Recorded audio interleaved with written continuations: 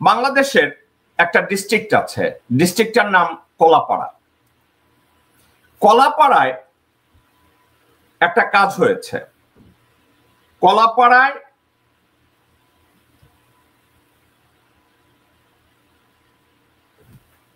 পটুয়াখালীর কলাপাড়ায় স্থানীয় এক ঠিকাদারের ব্যবসা প্রতিষ্ঠান ও কার্যালয় বিএনপি নেতাকর্মীরা হামলা চালিয়েছেন।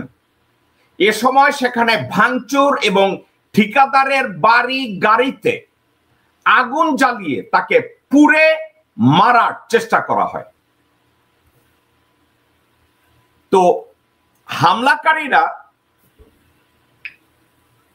রামদার কোপে 10-12 জনকে আহত করে।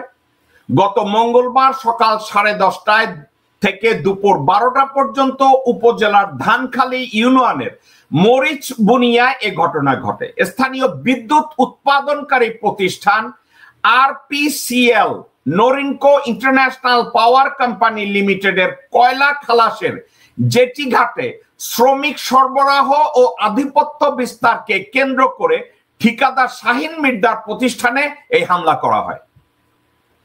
শাহিন বিদ্যুৎ কেন্দ্রটিতে শ্রমিক সহ বিভিন্ন পণ্য সরবরাহ করার কাজে যুক্ত। আহতদের মধ্যে আছেন স্থানীয় বাসিন্দা দোলন মৃদা, মিরাজ হোসেন, শাহিনের গাড়ি চালক রানা। তারা পার্শ্ববর্তী উপজেলা আমতলীতে চিকিৎসার জন্য গিয়েছে বলে জানানো হয়েছে। হামলার নেতৃত্ব দেয় কলাপাড়া বিএনপির সাংগঠনিক সম্পাদক কামরুজ্জামান কাজল তালুকদার। তার সঙ্গে ছিল ধানখালী ইউনিয়নের বিএনপির সাধারণ সম্পাদক ফিরোজ তালুকদার, বিএনপি নেতা বশির মৃধা, হানিফ মেম্বার সহ তার অনুসারীরা। এছাড়া হামলার ইন্ধনদাতা হিসাবে বিএনপির কেন্দ্রীয় কমিটির প্রশিক্ষণ বিষয়ক সম্পাদক এবিএম মোশাররফ হোসেন ও স্বেচ্ছাসেবক দলের কেন্দ্রীয় কমিটির যুগ্ম সম্পাদক আমিনুল ইসলাম মহসিনা এর সাথে জড়িত। দর্শকবৃন্দ,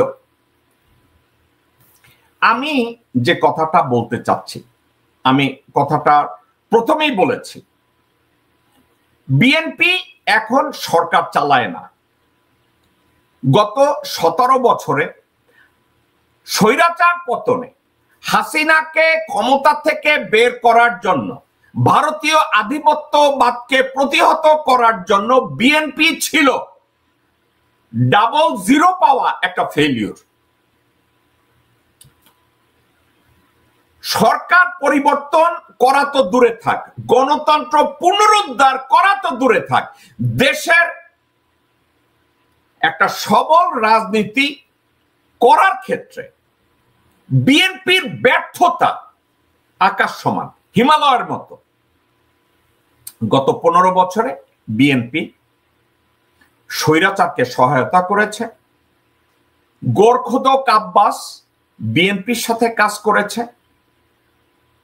হাফ হিন্দু হাফ মুসলমান মির্জা ফাক আওয়ামী লীগ করেছে। আওয়ামী লীগের ধ্বংসযজ্ঞের সাথে সমর্থন দিয়েছে, ইন্ধন জুগিয়েছে। বেগম খালেদা জিয়ার বাসার সামনে যখন বালু ট্রাক রেখেছে, ওই বালু ট্রাক তারা সরাতে পারে না। বেগম জিয়াকে অন্যায়ভাবে যখন হাজতে পাঠিয়েছে, সেখানে তারা বেগম জিয়ার জন্য সারা দেশে একটা হরতাল করতে পারে নাই।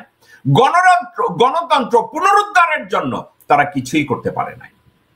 কিন্তু আজকের তারা সরকার না চালালেও বিএনপির সন্ত্রাসীরা, বিএনপির চাঁদাবাজরা মানুষজনের ব্যবসা প্রতিষ্ঠানে, গাড়িতে তাদের জানমালের নিরাপত্তা বিঘ্নিত করে তারা এ ধরনের সন্ত্রাসী কার্যকলাপ কন্টিনিউয়াসলি চালিয়ে যাচ্ছে।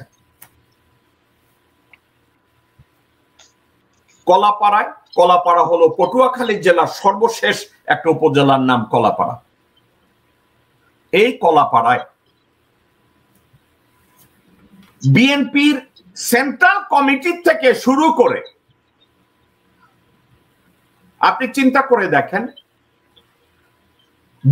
কলাপাড়া বিএনপির সাংগঠনিক সম্পাদক কামরুজ্জামান কাজল তালুকদার,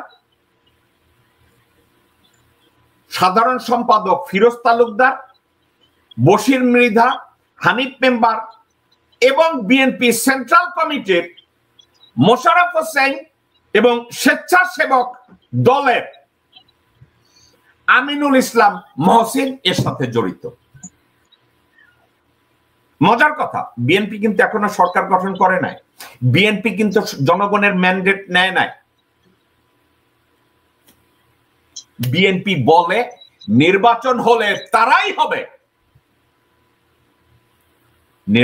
নির্বাচিত দল, তারাই সরকার গঠন করবে তাদের। এখন বিএনপি এখন পর্যন্ত ক্ষমতায় নাই, ক্ষমতায় আসার আগেই তারা মানুষের ঘরে আগুন দেয়, বাসে আগুন দেয়। এখানে কোনো হরতাল নাই, খালি চান্দা দেয় নাই, শুধু চান্দা দেয় নাই, এই জন্য আগুন দিয়ে দিতেছে, ঘরে আগুন দিয়ে দিতেছে, বাসে আগুন দিয়ে দিতেছে, দিয়ে কি করতেছে, মাসল দেখাইতেছে।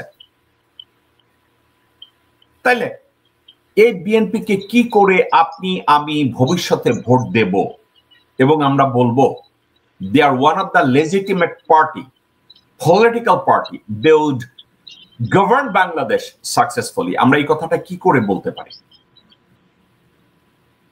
আওয়ামী লীগ ক্ষমতায় যাওয়ার আগে লগি বৈঠা দিয়া মানুষ মারছে, আর বিএনপি ক্ষমতায় যাওয়ার আগেই চান্দা না দেওয়ার জন্য ঘরে আগুন দেয়, গাড়িতে আগুন দেয়, ব্যবসা প্রতিষ্ঠানে আগুন দেয়। অ্যাডভোকেট কাজী আব্দুল্লাহ আল মামুন ক্ষমতায় থাকলে স্বৈরাচার হয়, কিন্তু বিএনপির এই তৎপরতাটাকে আপনি কিভাবে দেখেন?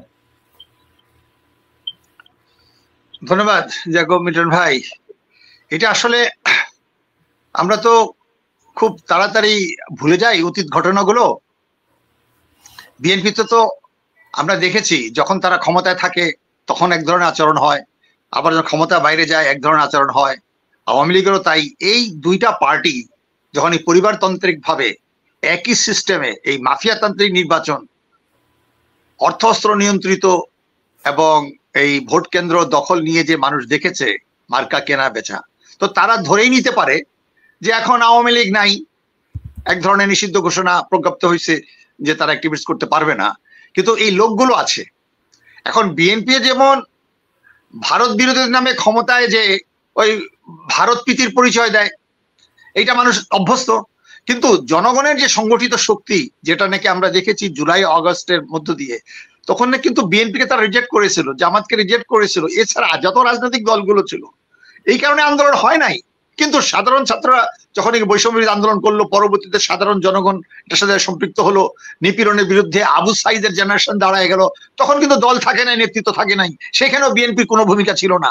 পরবর্তীতে আপনার যখন আমরা দেখলাম কাশিম বাজারের কুটির মতো ক্যান্টনমেন্টে জেনারেল ওয়াকারের নেতৃত্বে এই বিএনপি, গং এবং জামাতের নেতৃবৃন্দ তারা সবাই যখন আলোচনায় গেল, তখনই আমরা বলেছি এটা আন্দোলন বেহাজ হয়ে গেছে। যার কারণে এখন ভারত নির্দেশিত সমস্ত কার্যকলাপ করছে, যে যত দিন যাবে বিএনপি কে জনগণের মুখোমুখি দাঁড় করানো হবে।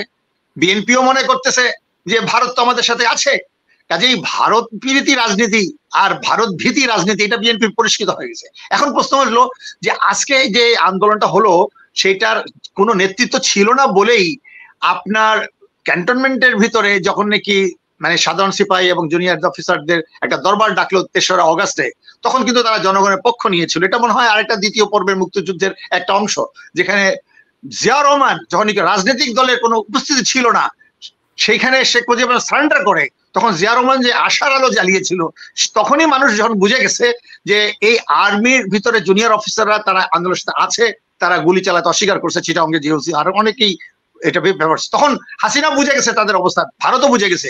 তাহলে এই আন্দোলনের সমগ্র ফসল, সমগ্র এই জনগণই কিন্তু এই বিপ্লবের নায়ক।